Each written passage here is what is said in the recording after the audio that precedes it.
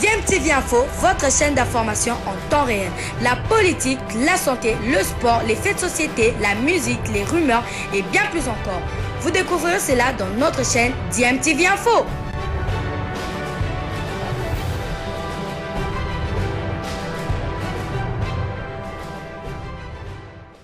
Vous êtes sur DMTV, bonjour ou bonsoir, tout dépend de l'heure à laquelle vous nous suivez. Tout plaisir est pour nous de vous retrouver, mais surtout de savoir que vous êtes nombreux en train de suivre votre chaîne YouTube DMTV.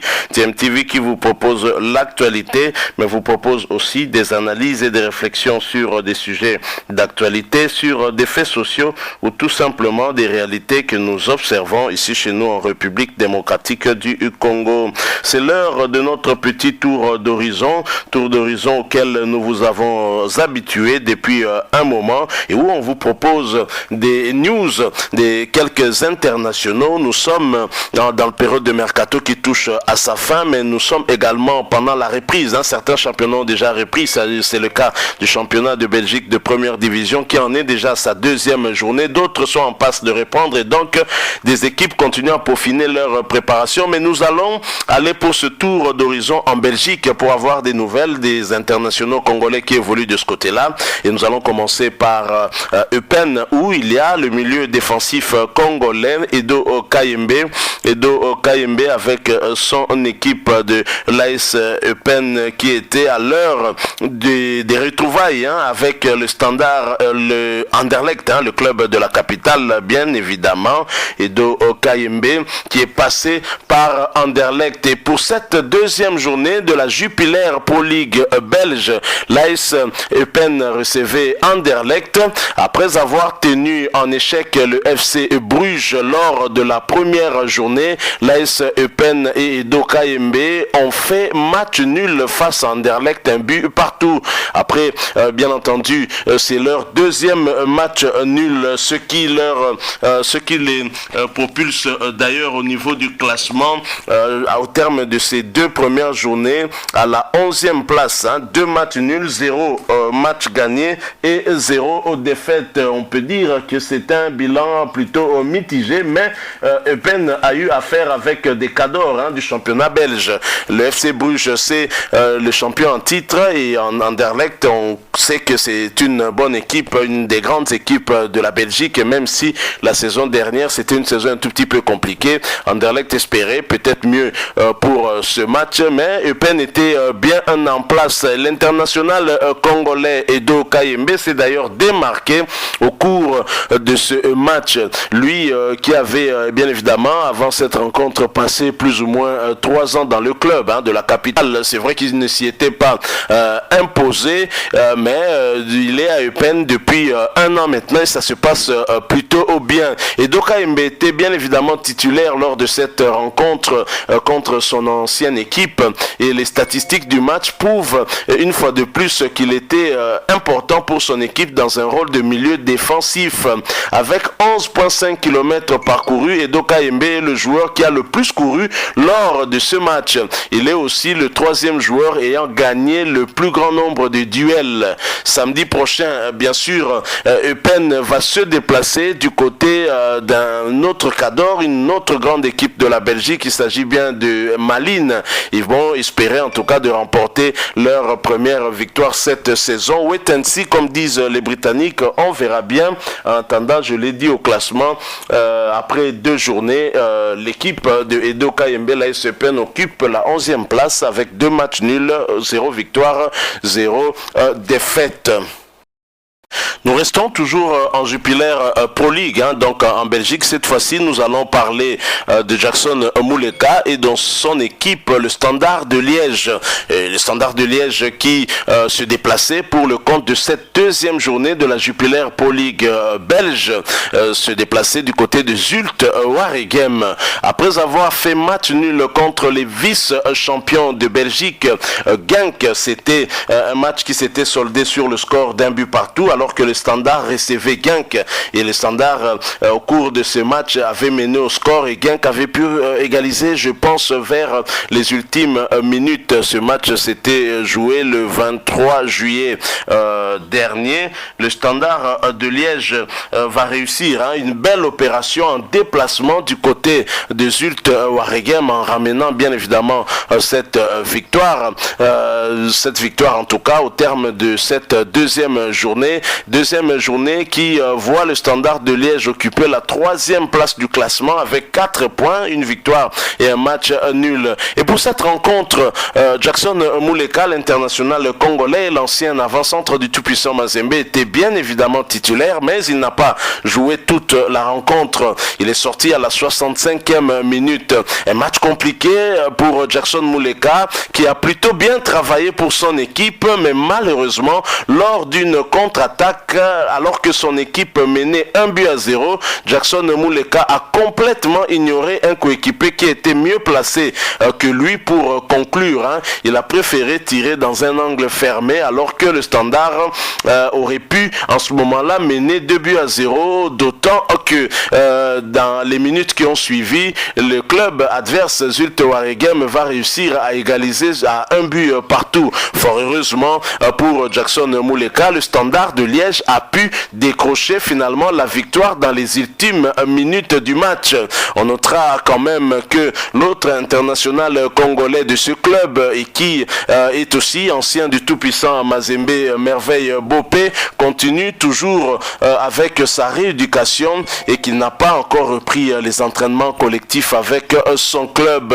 Et Anderlecht le Standard de Liège qui se positionne plutôt bien en début de ce championnat belge de première division va devoir faire fort lors de la 3e journée en se déplaçant du côté de Anvers pour être, en recevant, ce sera à domicile, en recevant Royal Antwerp, l'ancien club de Dieu merci Mbokani. Royal Antwerp qui n'y arrive plus, qui a fait 2 sorties manquées. Est-ce que cet ancien club de Dieu merci Mbokani pourra se rattraper lors de la 3e journée en déplacement du côté du Standard de Liège?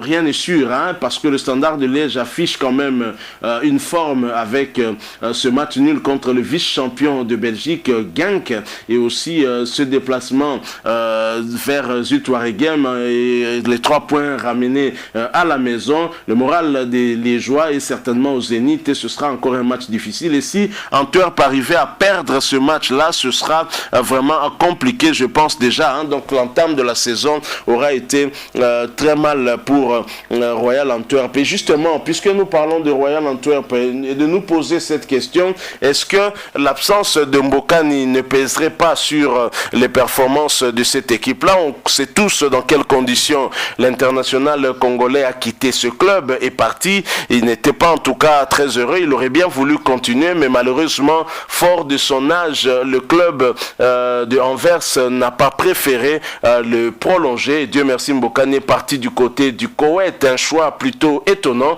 mais il est parti. Alors les plus jeunes sont là, mais Royal Antwerp n'y arrive pas. 2 sorties manquées pour Antwerp en début de ces championnats, 2 matchs perdus, et Antwerp venait de perdre pour le compte de la 2e journée face à Courtrai, et je crois la première défaite c'était contre Malines, match perdu par 3 buts à 2, et contre Courtrai c'était 0 but contre 1. Le Royal Antwerp qui n'y arrive pas sans Dieu merci Mbokani, est-ce que c'est un signe indien? Je ne saurais en tout cas à le dire. Alors terminons ce petit tour d'horizon en revenant ici au pays. Vous le savez, Youssouf Mulumbu, l'ancien capitaine de la République démocratique du Congo, a choisi de terminer sa carrière ici au pays. Il est allé du côté de Saint-Éloi Lupopo, il a signé un contrat à Kinshasa, il est attendu du côté de Lubumbashi pour la préparation de pré-saison, mais en attendant cela, profitant en tout cas de son séjour à Kinshasa, le capitaine des Léopards de la République démocratique du Congo est allé visiter le centre Seforbel, c'est un centre en tout cas qui encadre beaucoup de jeunes joueurs ici en République démocratique du Congo. centre qui encadre les jeunes footballeurs et qui est situé dans la commune de la Hanse. Les très émus de ce bijou ayant pour but d'encadrer bien sûr des jeunes footballeurs, Youssouf Mulumbu a conversé avec les jeunes de la première et deuxième promotion. Je suis heureux de vous voir dans ces conditions de travail. Mettez votre cœur dans ce que vous faites et travaillez dur car vous êtes le Dieu. Et merci Mbokani, Jean-Marc Makoussou et d'autres de demain. Il a aussi salué la performance des joueurs de la première promotion qui ont assuré le maintien de leur équipe lors de leur première participation à l'EPFKIN. Courage à vous car vous êtes sur une belle dynamique et ce n'est pas facile de tenir dans une compétition pour la première fois. Continuez de travailler dur pour atteindre vos objectifs. Évidemment, Youssouf Mulumbu n'était pas seul, il était accompagné de son ami Guy Losenjo et le secrétaire général Johnny Luboya. L'ancien capitaine des Léopards de la République démocratique du Congo a bien évidemment visité tous les coins du centre de formation Belor et s'est senti obligé de compter cette œuvre du président Lolo Mosango parmi les patrimoines sportifs modernes et a bien évidemment encouragé à continuer sur cette lancée. Il faut dire que Belor, c'est l'équipe, on va dire, qui a formé, Dieu merci, Mbokani. C'est à juste titre que Youssouf Mulumbu dit à ces jeunes-là qu'ils sont les Dieu merci Mbokani de demain. Voilà, nous sommes arrivés à la fin de ce petit tour d'horizon qui, nous espérons, vous aura en tout cas plu, vous aura intéressé. Si c'est le cas, laissez-nous un maximum de j'aime, likez donc cette vidéo. Merci aussi de partager avec nous votre point de vue. Si vous en avez un, en nous le laissant à travers un commentaire. Vous êtes nouveau sur cette chaîne ou ancien, mais que vous ne vous êtes pas encore abonné, n'hésitez pas, abonnez-vous et n'oubliez pas d'activer la notification en cliquant tout simplement sur la petite cloche que vous verrez apparaître dès que vous serez abonné. Encore une fois, merci à vous. Nous espérons vous retrouver bientôt avec un autre sujet d'actualité. En attendant, portez-vous bien et nous vous disons au revoir. Je lui ai demandé de venir dire bonjour aux enfants. C'est comme ça qu'il est là. Certainement qu'il y a dans moi le second Ouais, merci. Bon, on va interrompre l'entraînement quelques minutes. Voilà. Je suis venu pour vous encourager. Je suis aussi pour vous donner l'espoir de pouvoir atteindre les niveaux que nous, vos aînés, nous avons atteints. Mais c'est ici, là. C'est sur le terrain. Il n'y a pas de mystère parce qu'on a cette mentalité de « Oh, qui si, oh non ». C'est ici. Tous les jours à l'entraînement. Ce que vous allez reproduire à l'entraînement, c'est ce que vous allez reproduire en match. Et puis, il faut savoir que nous, maintenant, on est là pour vous appuyer avec le président qui fait un travail énorme. C'est pas pour rien que aujourd'hui on a des joueurs comme Mbokani, comme Chancel, comme Mouleka qui sont en Europe.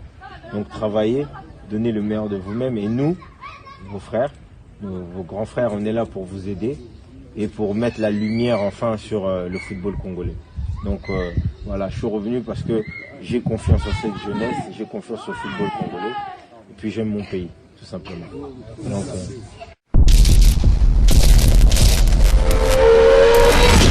Bilile le kamalo bana ebele.